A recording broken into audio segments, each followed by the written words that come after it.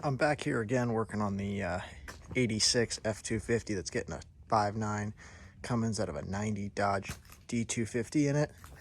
And I'm cleaning up my transmission. It's a ZF6 out of an 0660 Power Stroke. The tail housing's cracked and I'm sending it out to get rebuilt, but before I do so, I decided I'd degrease it, power wash it, clean it up for the guy. I've got a new tail housing on the way. I'm giving the truck a power wash, get all this stuff off of it. I mean, it comes off, you give it a little elbow grease. But I'm gonna hit it with the power washer and clean it up before I push it into the shop and rebuild the front axle. It's a little dirty. It's been sitting outside, hasn't been washed in at least a year. I'm gonna also power wash the frame back here, clean it up, and then push it in the shop. I might have to pull a door off because the mirrors don't go in any further, but we'll address that when we are ready to do so.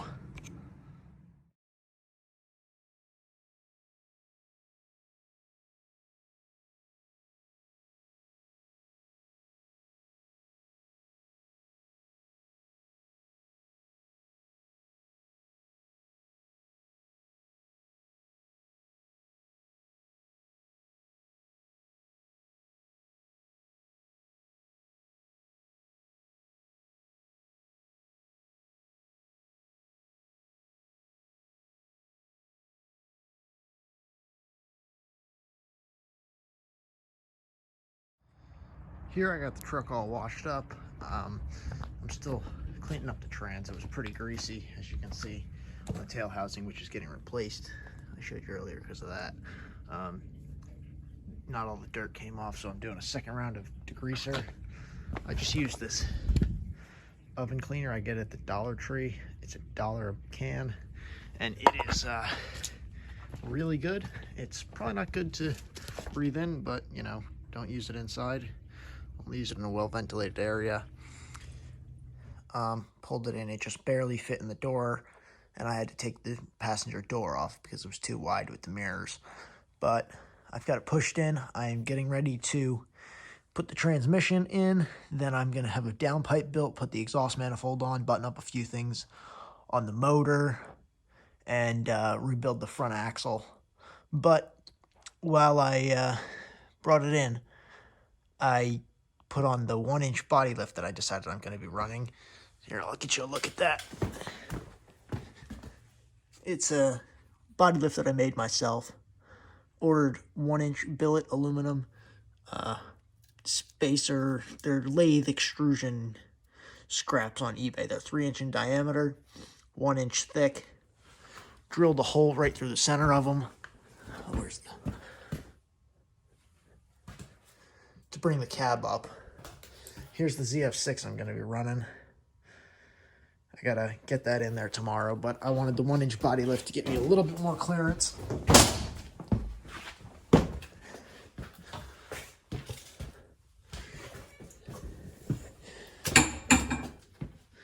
And here's the driver side, but I decided to put the body lift on because I can get more clearance to get the last valve cover off without having to beat the firewall way in. It's not a crazy amount, so I'm not concerned about any of the negative effects of a body lift.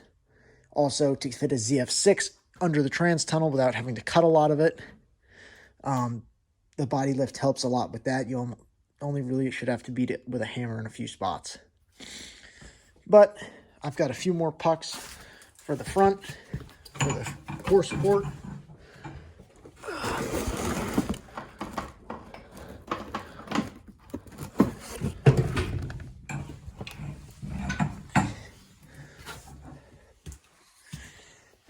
Here's what the pucks look like that I made for the body lift. 1-inch thick, 3-inch diameter.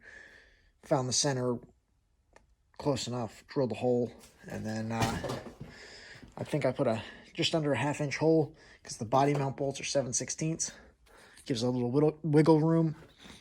And I don't know if you can see in there, got an HVLP pump on my motor off a 2nd gen Cummins. This is going on a first gen motor out of a 90. It's got a VE pump. It's not intercooled. I'm running a third gen intake horn, or third gen or 24 valve. I forget which one it is. Intake horn, a 7.3 intercooler that I've got right over there. And I'll be running the stock 460 or 351 radiator. I will be putting an OBS air compressor for AC up here. I got to put a new AC box on because I broke that taking the cab off. And then I'm still trying to decide what size downpipe to run. I'm thinking that I might do a 3.5 inch, but also a 4 inch would be nice. I just have to see what kind of room I have once I get the trans in. So that is that. I will come back tomorrow when I've got the trans all put in. Here I've got the transmission set at the approximate driveline angle, and that's about 3 to 4 degrees.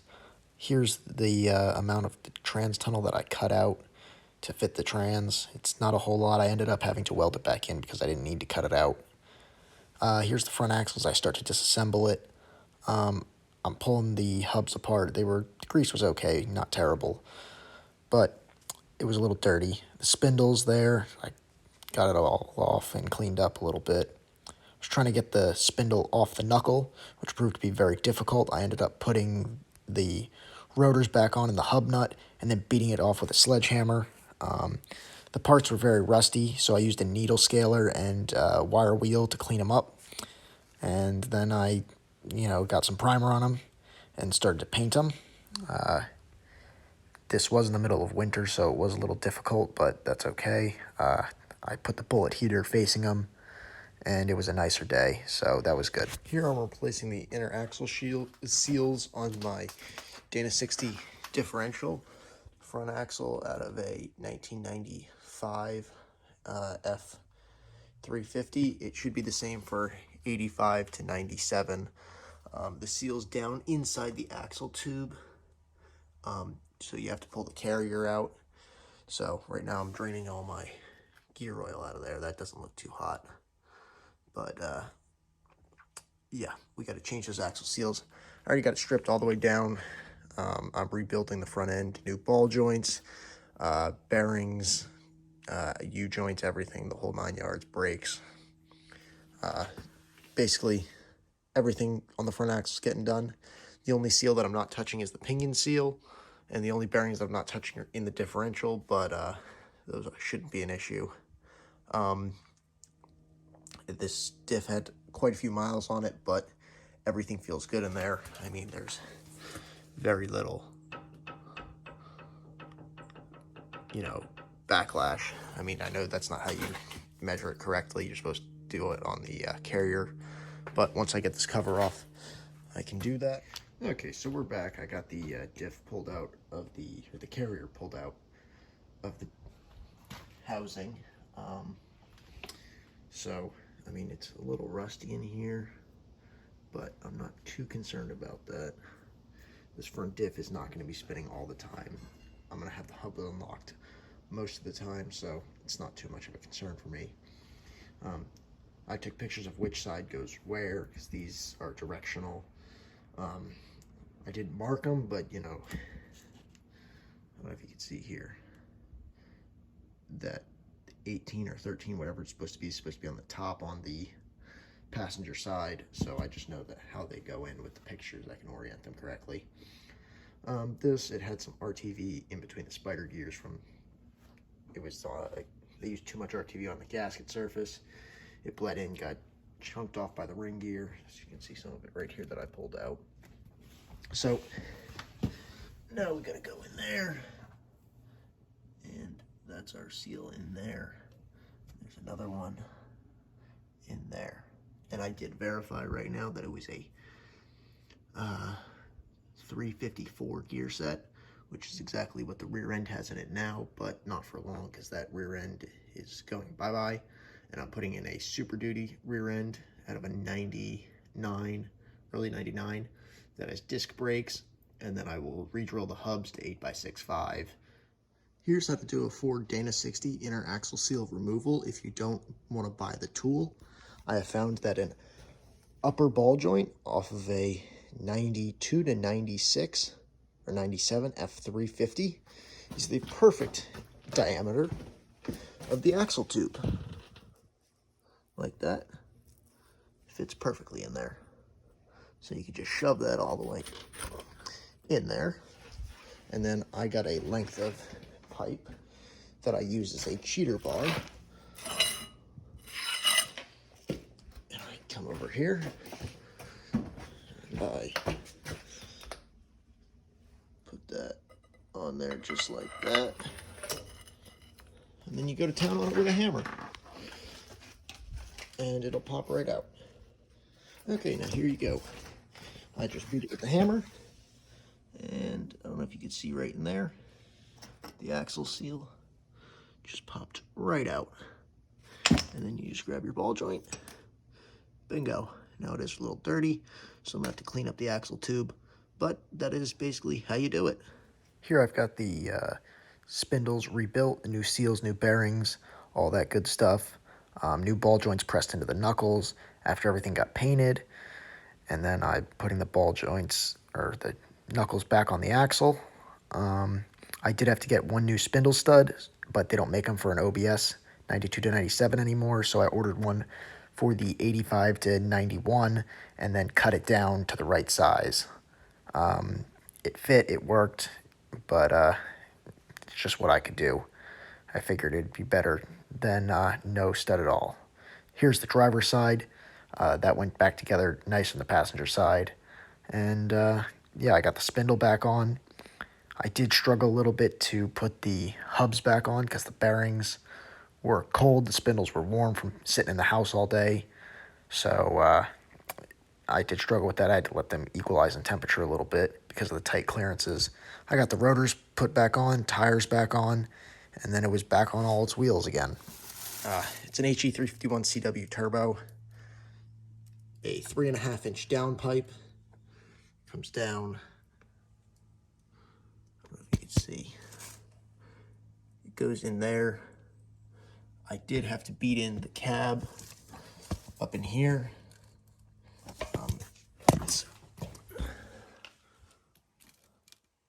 It clears the starter well. It also clears the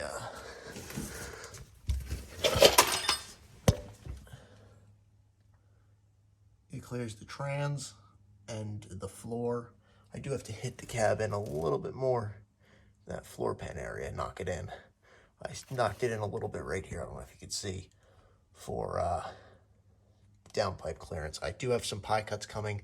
They're going to bring the exhaust down like this, and then they're going to flatten out and go towards the back.